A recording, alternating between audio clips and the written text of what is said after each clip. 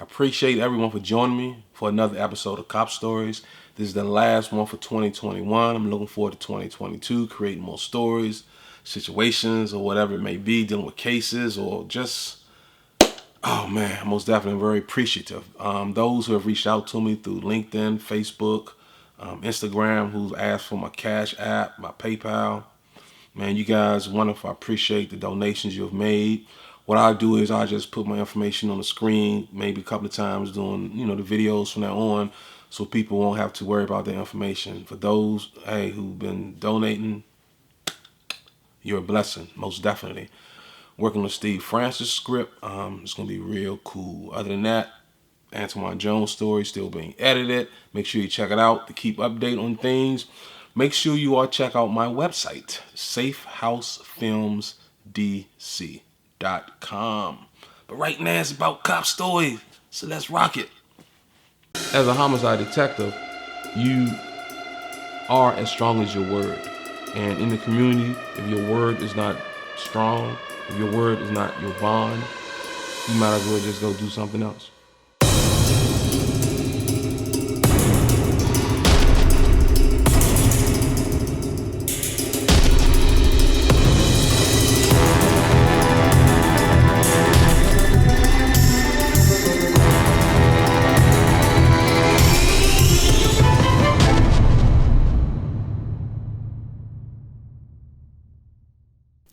July 6, 1993, my second year as a homicide detective. I responded to the 600 block of La Bombe Street Southeast in reference to a murder investigation. When I get on the scene, inside a beauty salon parlor, there is the victim, Albert Beverly, lying on the floor in a pool of blood. The blood is dry, which indicates he's been there for a while. There's blood splatter everywhere, okay? All on the walls, just all over the place. And what I'm gonna do, I'm gonna show you a photograph of what the scene not necessarily look like, but just give you an example of what I mean when I say blood splatter on the walls. Normally when someone is being severely beaten, the blowback from the fists, the blowback from the kicks, it all get up on the wall. And I'm just gonna give you an example of how it looked. So if you're not prepared to look at this particular photograph, stop watching for a few seconds. But here's a photograph to give you an idea of what I saw. Like I say, this is not a photograph of Albert Beverly. I just want to make sure we got that straight. But this is just show you how the blood splatters on the wall and just how severely beaten this person was. That's how Albert Beverly was beaten. You couldn't even hardly recognize him. And at the time, we didn't even know who he was, okay? Also, the medical examiner said that the injuries to Mr. Beverly was so severe, it looked like he was in a car accident. That's how bad he was beaten and kicked. And that crime scene most definitely looked like that occurred. It was horrible. So I'm dealing with that, and all we have is just that crime scene. We just have him lying there, blood all over the place. There's no witnesses. No one's coming forward to give out any information. And to give you an idea of the crime scene, 600 block of La Bombe Street is located east of MLK Jr. Avenue. And on MLK Jr. Avenue during that particular time, on the west side of the avenue was St. Elizabeth Hospital. They had a big old wall going up and down Martin Luther King Avenue. And that's where residents of the mental health facility of St. Elizabeth, that's where they stayed. On the east side, which is the side where La Bombe Street is, those residents were in and out patients, and it was covered by like iron fence or whatever it was, but it wasn't a wall. They come in, they come out. And I say that because where the crime scene was, there was an apartment building adjacent to the beauty shop. Matter of fact, everything was in one building. I'm going to show you a photograph of the building, how it looks today. Right now it's a daycare center, but this is the same building where everything occurred.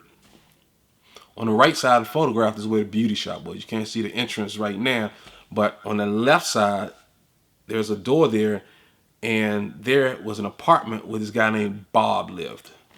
Now, Bob found out at that particular time, Bob was an in and out patient himself at St. Elizabeth, and he's been living there, renting out space from Mr. Beverly from the beauty shop. And interviewing Bob, I knew right away that he suffered from mental health. Not that he wasn't able to articulate or explain certain things to him. We just had to be careful with Bob. Is that if you don't ask him certain questions, you won't get certain answers. Whatever you ask him, that's the answer you're going to get from him. Okay, and then while on the crime scene with Bob, there's a lot of people standing around just watching, and I'm like, very uncomfortable with that. But they weren't bothering me. Most of them were on 7th Street, just standing around, maybe 25 feet away from each other. And they all were just standing in attention, just staring at me and Bob interaction because I'm interviewing Bob in front of the place near my car. And it was just weird because a guy walked past me and he told me that I need to expand the crime scene.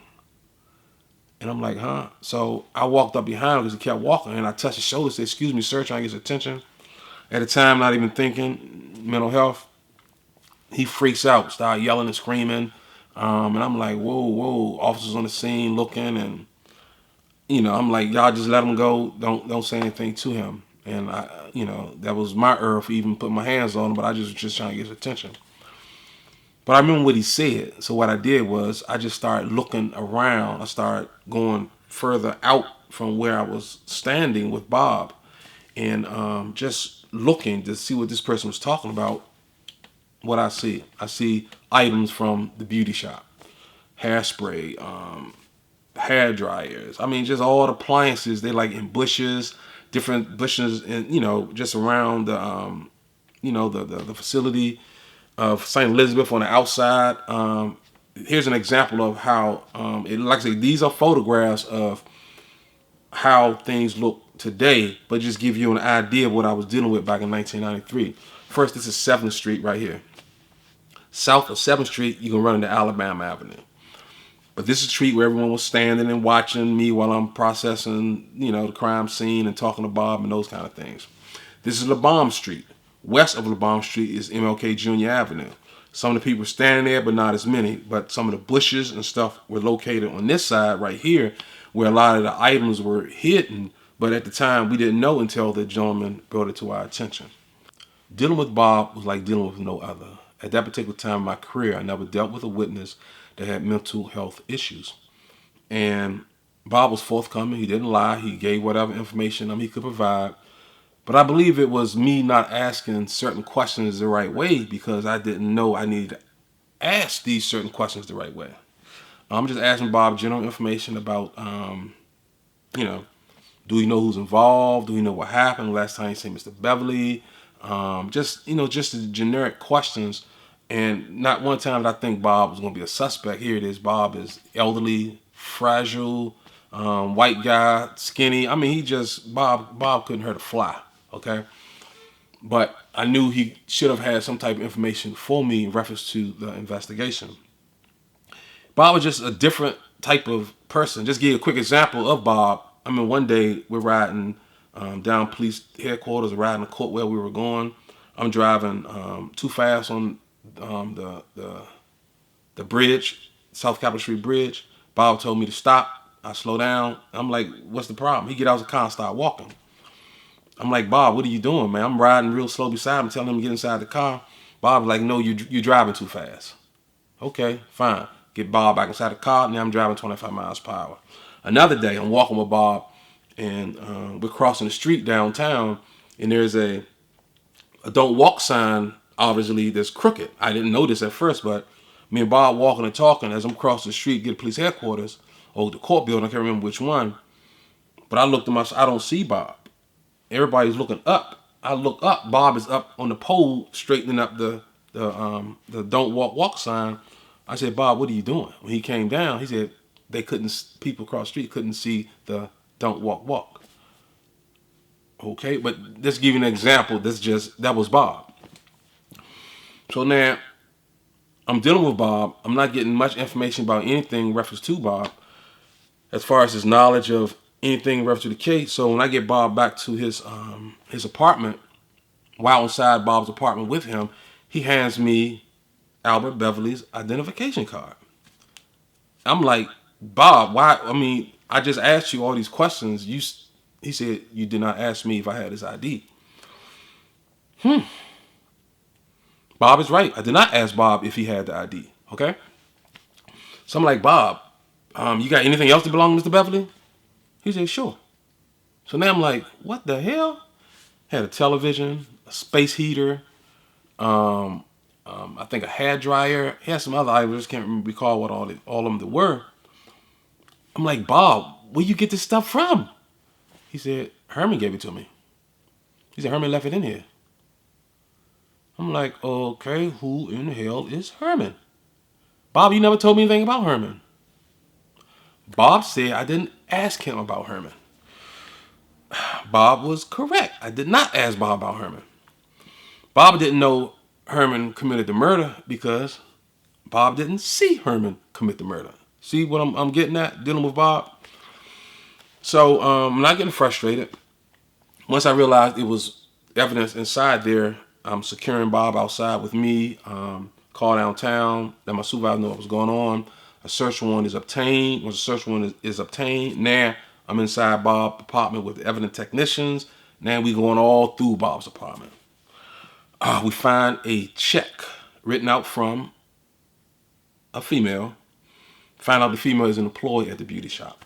But there's a check that's there, and I'm like, why is this check here if it's made out to Mr. Beverly? Of course, Bob Herman left it there. Okay, Bob. Who's Herman, Bob?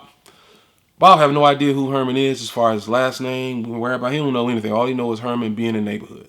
Herman is a friend of his, as he described. He described Herman as young, and he's a friend of his who come visit him, stay with him sometime in the apartment. Interesting. So now, while I'm outside with Bob, while the evidence technicians are inside, doing their job, processing, fingerprinting, taking everything they can for laboratory purposes, a gentleman walked past me and said, Herman did it, and kept walking. I said, Herman did it.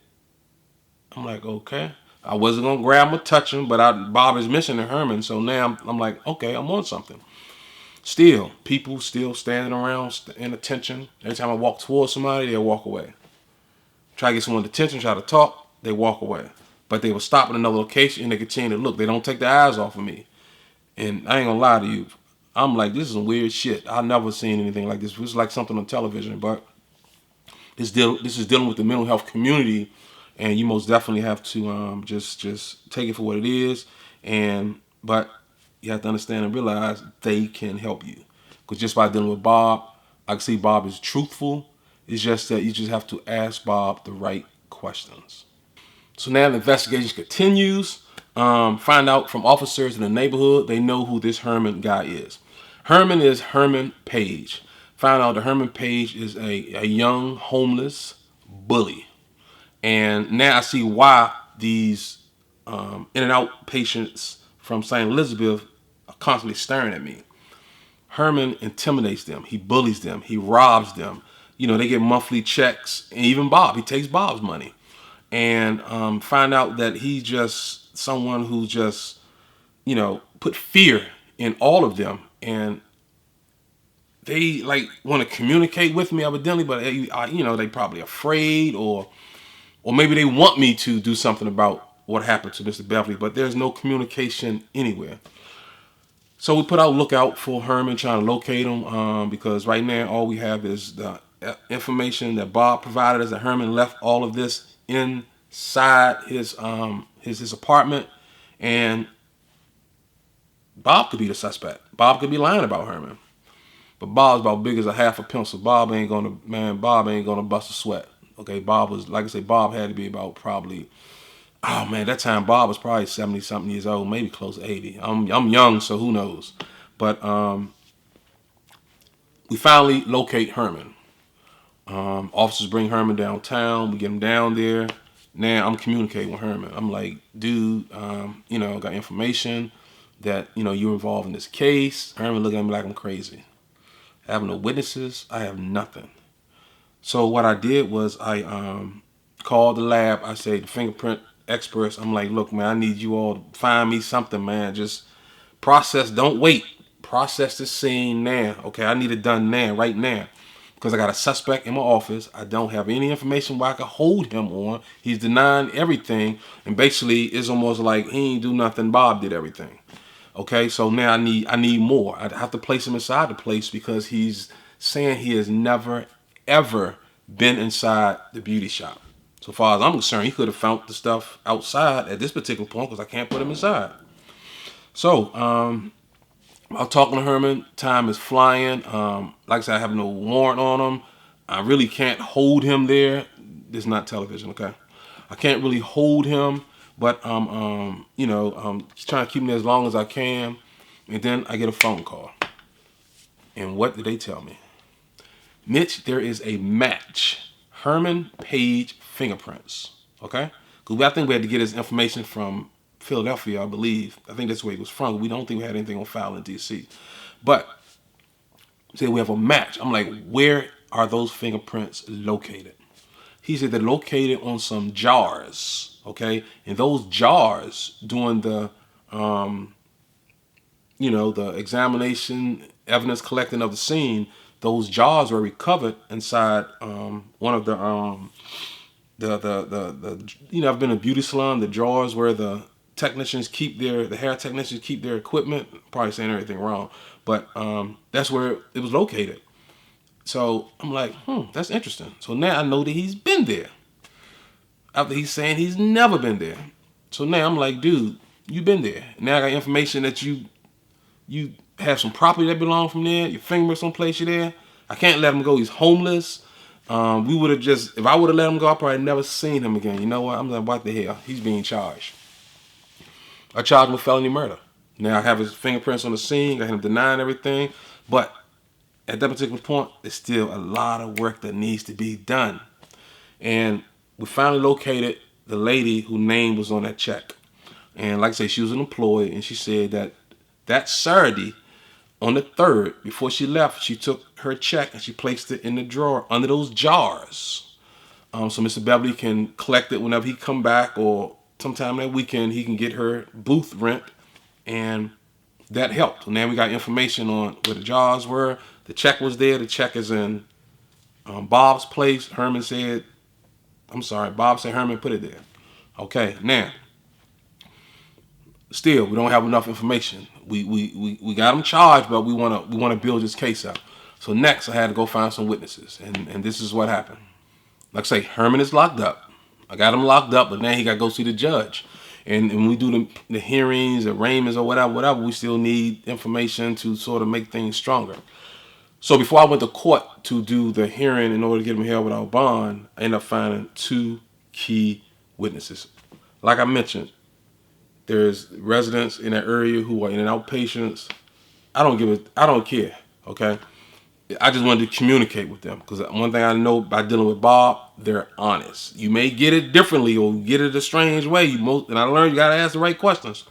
But I talked to one gentleman and find out that on that Saturday the 3rd, he saw Herman, and Herman was upset because Mr. Beverly, the victim, had called the police on Herman because Herman would not get out of Bob's apartment. Because like I say, Herman was a bully.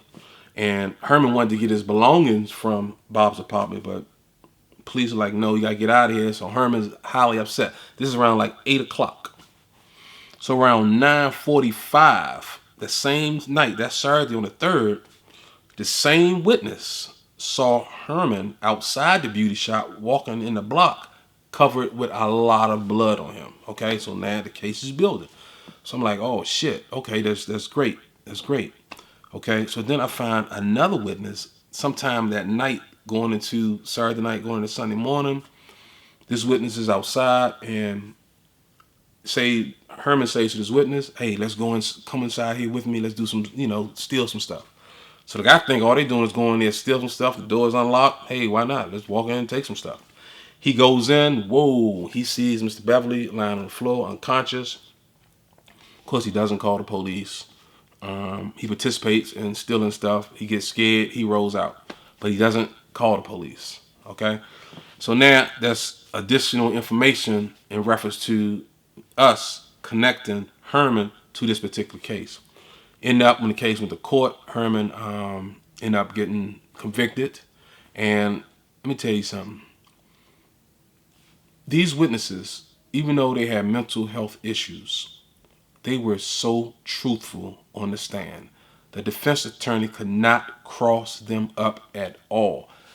They told what they knew. They didn't think on anything else. They didn't make up stuff. They went straight to what they knew. And Herman ended up getting convicted. He got life without parole. And he deserved it. He was a complete bully. They were terrified by him. They were so happy that I was able to lock him up, man, because that was wrong. I mean, he's early 20s, and these in-and-out patients, they're struggling. They living check by check monthly with what they get from the government. And this dude's out there in the community just raising hell, and no one is doing anything else about it. But that was the strangest case in my career. And thank God we were able to arrest Herman for what he did to Al Beverly and bring closure to that family. Thank you for joining me for Cop Stories. Like I say, this 2021 is over. See y'all in 2022. Peace.